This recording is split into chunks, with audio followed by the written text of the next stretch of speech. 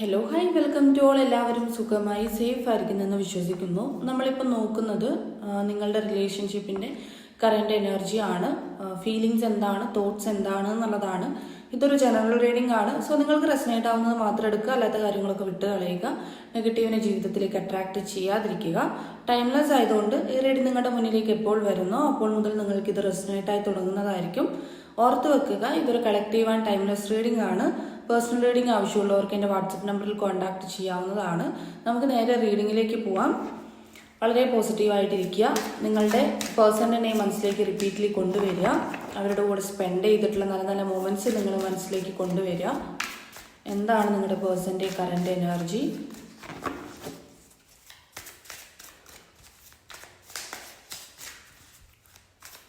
എന്താണ് നിങ്ങളുടെ പേഴ്സൻ്റെ current energy?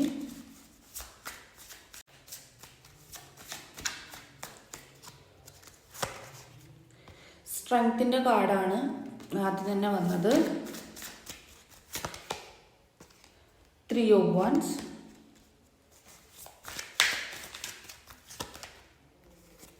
Ace of Wands, world വന്നിട്ടുണ്ട്. വേൾഡ് കാർഡ് അങ്ങനെ കാണിച്ചു തരാൻ പറ്റത്തില്ല. Emperor, queen of pentacles. Okay, അപ്പോൾ ഇവിടെ നിങ്ങളുടെ പേഴ്സൻ്റെ എനർജിയിനകത്ത് ഫസ്റ്റ് ഓഫ് ഓൾ പറയാനുള്ളത് തേർഡ് പാർട്ടി സിറ്റുവേഷൻ ആണ്. ബിക്കോസ് തേർഡ് പാർട്ടിയുടെ ഇടയിലാണ് നിങ്ങളുടെ പേഴ്സൺ നിൽക്കുന്നത്. നിങ്ങൾക്ക് തേർഡ് പാർട്ടി സിറ്റുവേഷനുണ്ട്. ആൻഡ് ഇപ്പം നിങ്ങളുടെ പേഴ്സൻ്റെ എനർജി നോക്കുകയാണെങ്കിൽ വളരെ ബോൾഡായിട്ട് നിൽക്കുന്ന ഒരു എനർജിയാണ്. ഓക്കെ, അതായത് സ്ട്രെങ്ത് ആയിരുന്നു ഫസ്റ്റ് തന്നെ വന്നത്. വളരെ സ്ട്രോങ് ആയിട്ടിരിക്കുന്നു. അതുപോലെ പ്രാക്ടിക്കലായിട്ട് ചിന്തിക്കുന്നുണ്ട് ഈ പേഴ്സൺ. അതായത് ഇവരുടെ രീതികൾ എന്താണോ ആ രീതിക്ക് തന്നെ ഇവർ മൂവ് ചെയ്ത് പോവാണ്. കൂടുതലും പ്രിയോറിറ്റി ഈ പേഴ്സണ് തന്നെ ഇവർ കൊടുക്കുന്നുണ്ട്.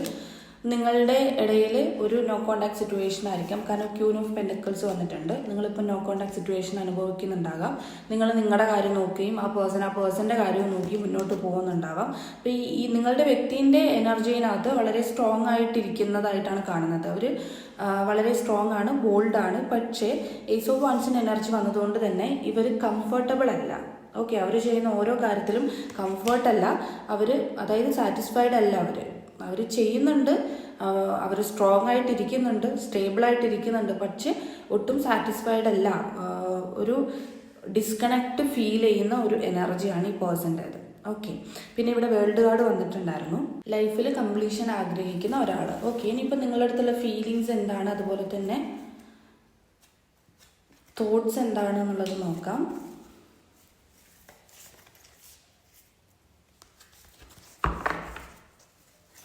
ഫീലിങ്സും തോട്ട്സും.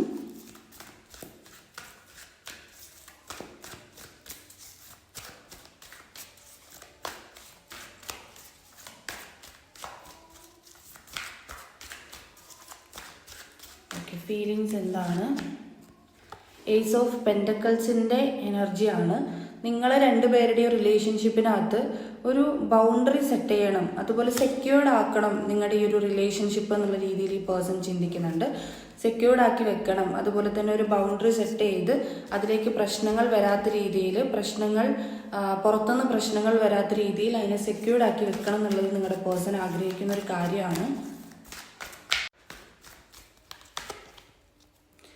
9 of Cupsൻ്റെ എനർജിയാണ്. ഫുൾഫിൽഡ് ആക്കണം നിങ്ങളുടെ ഈ റിലേഷൻഷിപ്പ്. കാരണം ഇപ്പം നിങ്ങളുടെ പേഴ്സണ് ഒരു സ്പിരിച്വൽ കണക്ഷൻ പോലെ നിങ്ങളുടെ ഈ റിലേഷൻഷിപ്പിനെ ഫീൽ ചെയ്യുന്നുണ്ട്. ഓക്കെ, മേ ബി നിങ്ങളുടെ അടുത്ത് വരുന്ന അട്രാക്ഷൻ ആയിരിക്കാം. അവരുടെ ആ ഒരു ഫീലിങ്സ് ഒരു എന്തോ ഒരു കണക്ഷൻ ഉണ്ടല്ലോ, അതായത് അവർക്ക് മാറി നിൽക്കാൻ പറ്റുന്നില്ല. നമ്മൾ തുടക്കം പറഞ്ഞു നിങ്ങൾ തമ്മിലൊരു നോ കോണ്ടാക്ട് സിറ്റുവേഷൻ ആയിരിക്കാം. സോ ഈ പേഴ്സണ് അതിനെ വിട്ടുകളയാൻ പറ്റാത്ത രീതിയിൽ ഒരു അട്രാക്ഷൻ കൊടുക്കും, ഒരു എഫെക്ഷൻ ഉണ്ടാവും. സോ അതുകൊണ്ട് തന്നെ ഇതിലൊരു ഫുൾഫിൽഡ് ആവണം, ഇത് അബണ്ടൻ്റ് ആവണം ഈ ഒരു ലവ് റിലേഷൻഷിപ്പ് എന്നുള്ള രീതിയിൽ ഈ പേഴ്സൺ ആഗ്രഹിക്കുന്നുണ്ട്.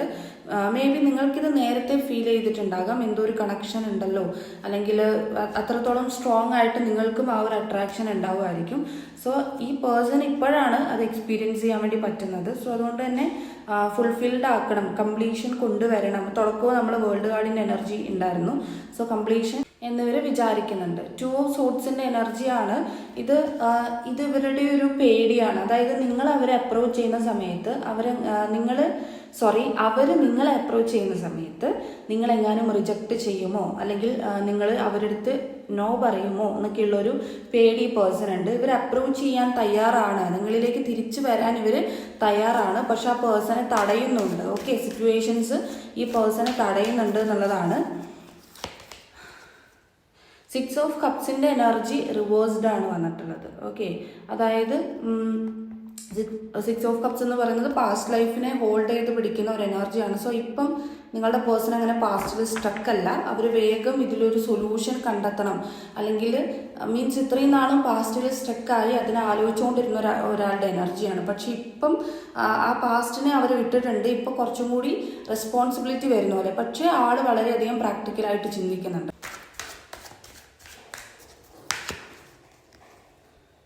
5 ഓഫ് സോട്സിൻ്റെ എനർജി വന്നിട്ടുണ്ട്. ഈ പേഴ്സണെ നിങ്ങൾ ഒരുപാട് മിസ് ചെയ്യുന്നുണ്ട്. നിങ്ങളുടെ കെയറിങ് ഈ പേഴ്സണെ മിസ് ചെയ്യുന്നുണ്ട്.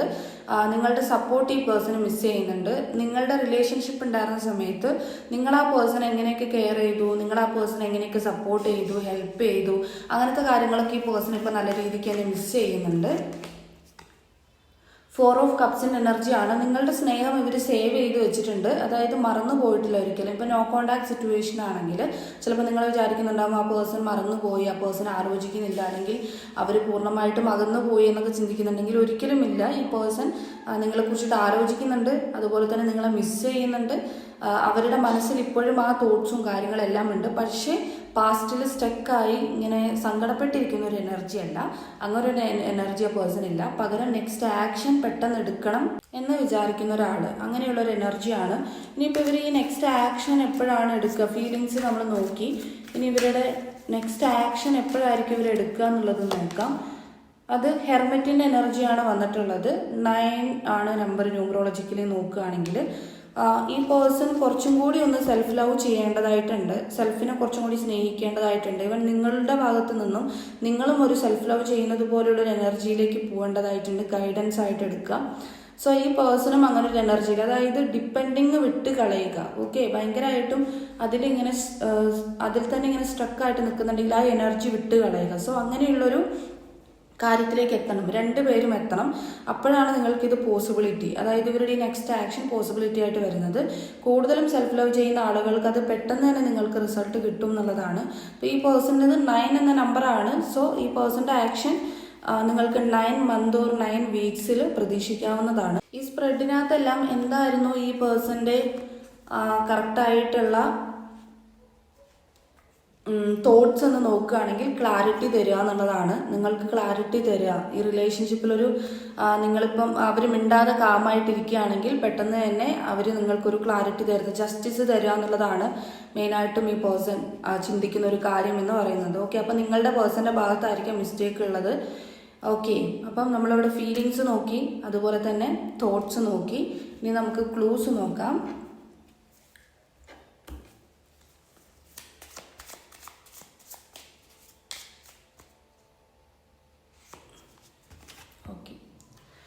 നമ്പർ 44 വന്നിട്ടുണ്ട്, ജെ വന്നിട്ടുണ്ട്, നമ്പർ 1 വന്നിട്ടുണ്ട്, ലെറ്റർ എൻ വന്നിട്ടുണ്ട്, 26 വന്നിട്ടുണ്ട്, ലെറ്റർ ടി വന്നിട്ടുണ്ട്, 47, ലെറ്റർ എ, ലെറ്റർ എസ്, അതുപോലെ ലെറ്റർ സി വന്നിട്ടുണ്ട്, എസ് എഗെയിൻ വന്നിട്ടുണ്ട്, 21, 24, 29, 28,